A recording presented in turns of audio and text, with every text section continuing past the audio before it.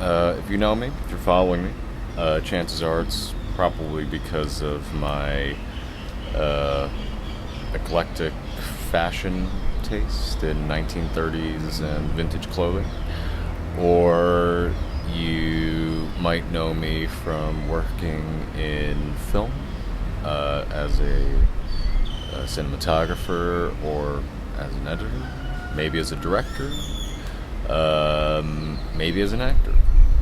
But most people don't know that in high school and college, my main interests were in world traditional theater and dance.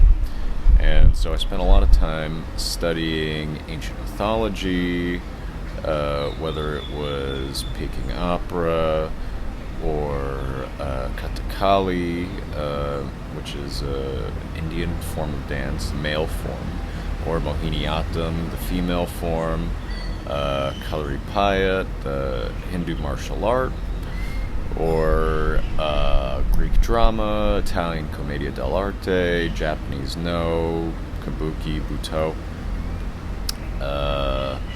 West African dance, ballet, Shakespearean drama, Greek drama. So, these were my main focuses in school from the time I was in the IBSL theater program at Taipei American School all the way through my time at NYU as a theater major, not even a film major, because I mostly felt that film history was very short and you could pretty much learn all of it in a couple of months, and the tools that we were going to be using in film were already changing so much.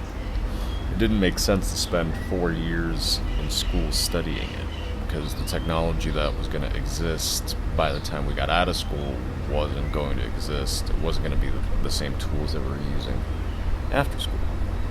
So, my interest was more in learning the entire breadth of performing arts history, and in turn, I ended up learning a lot of the ancient mythologies of the world, because when you study traditional world theater, a lot of the plays are pretty much these old myths or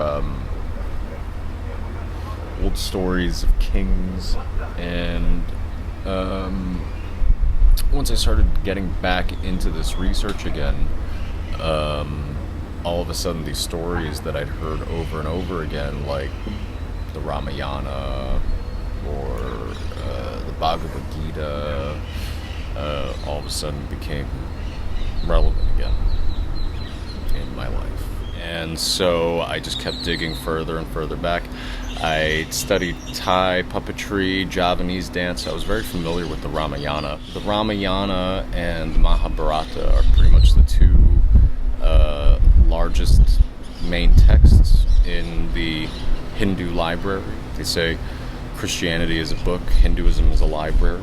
So I started looking back and investigating the stories about Rama, and it turned out that the Greeks had already figured out that Osiris was the same god as Dionysus, and Dionysus was the same god as Jai Shri Ram, Rama, and therefore these were all the same person.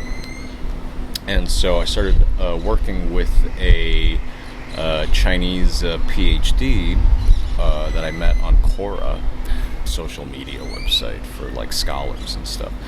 And so he was working on translating Egyptian hieroglyphs with Chinese, which was what I had just started looking into. And I was like, oh wow, there's this guy who's already been doing all this work. And I found a paper, and it turned out that in 1920 the Jesuits had already reached out to Chinese scholars to see if they could help with a problem section that they had translating. And not only did the Chinese scholars translate the Egyptian very easily, they also gave them advice on stroke order, buso. And after that, the Jesuits ceased contact with the Chinese scholars. Personally, I think that they realized it would have meant they'd had to throw out all the work that they'd done since the Rosetta Stone, and they were going to have to learn Chinese and start over.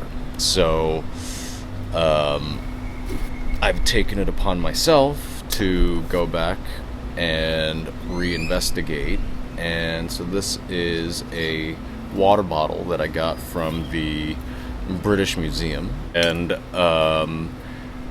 it has the Rosetta Stone on it, which is how we were able to begin retranslating Egyptian hieroglyphs again in the modern era.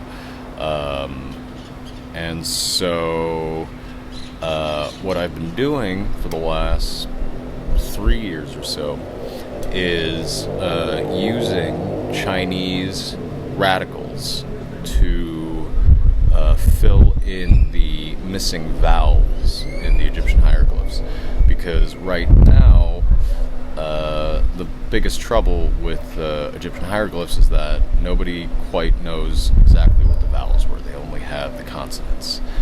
And so once I started using the Chinese radicals, which are like the most basic characters that are reused over and over again, people generally have this preconception that Chinese is really difficult to learn because it's just so many characters. You need to know like 1,000 characters just to read a newspaper, arguably a couple hundred just to read a menu. That's actually not the case. About 70% of characters are made up of basically a subject-defining radical on the left, and then a common word used for the phonetic value on the right side. And so by going back to these radicals and applying it to the Egyptian hieroglyphs, what I ended up finding was a language that sounded a lot more like Sanskrit or Greek, which would make a lot of sense because they learned everything from Egypt. So why would their language sound so dramatically different? Once I started putting the pieces together, everything started to make a lot more sense. So, strangely enough, it looks like Osiris is the credited founder of not only Thailand, whose official founding mythology is also the Ramayana, which they call the Rama, but also Vietnam and China, and the second founder of Mexico, who they call Kukulkan, the feathered serpent. What's interesting is the succession story between Osiris, Seth, and Horus which is also Cain, Abel, and Seth, is notably missing in the Hindu records, and also the conquering of the Seth line by Horus is also not in the Judaic records. It's omitted. And in the Persian records, it skips over to Feridun, who would be Perseus, and Pitta, who's dated to 36,420 BC in the Egyptian Edfu pyramid texts. And most people had kind of just written off those numbers in the Egyptian texts as being impossible numbers. People didn't think that civilization and society had existed for that long at that point. But in the old stories from the Greeks, they already said that the Egyptians were a 20,000-year-old civilization by the time of the Hellenic era. So technically, this all lines up, and we've gone through and verified it with the DNA. Once I started putting the pieces together, everything started to make a lot more sense. So follow along, like and subscribe, and follow me on my next adventures and my next videos, investigating and explaining, teaching all of this ancient history that I've been uncovering and digging back into about the real roots, about where humanity comes from, where the human race began. And it seems like it all has to do with this same royal family around the world.